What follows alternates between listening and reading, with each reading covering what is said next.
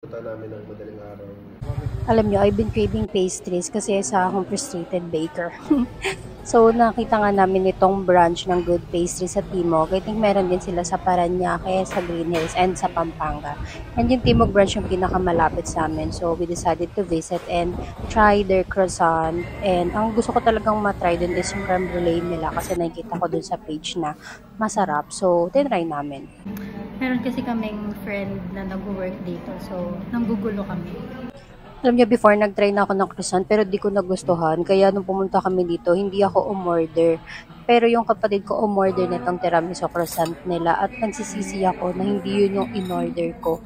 Kasi ang sarap. Yung croissant nila dito, crunchy siya kahit ganyan. Parang ang sarap niyang kainin. Plus balance yung sweetness. Sarap. Masarap talaga yan. Brian. Hindi siya ganun katamis. Tapos lasa yung coffee. Wala kayo maririnig, kundi puro masarap na talaga yung comment ko din. Kasi yung mga pagkain talaga nila ang sarap. Parang nabago yung perspective ko sa croissant. This one, cookies cream.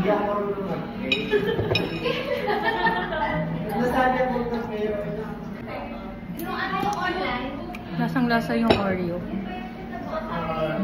Sarap. Ito na yung highlight kasi talaga yung pinunta ko. Creme brulee. The perfect. First time. Sarap. Perfect yung pagka-crunchy niya. Ngayon alam ko na ba't dinadaya to. Hindi na nagka-fish ba? Ang alin? Nung nagkaroon itong syrup. Sarap. Ano ba? Ang tawag naman nila dyan sa parang pizza nila is croissant.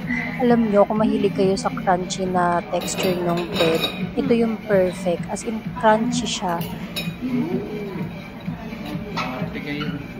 Naman? Sir, nakaharap po kayo sa vlog. Ang sarap. Ang sarap. Diba? Honey to eh. Ang sarap pala ng cheese tapos honey. Sa drinks naman nila, so-so lang. Yung cookies and cream nila masyadong makim. Yung yogurt nila, sakto lang din. So, for the drink, I'll give it 5 over 10.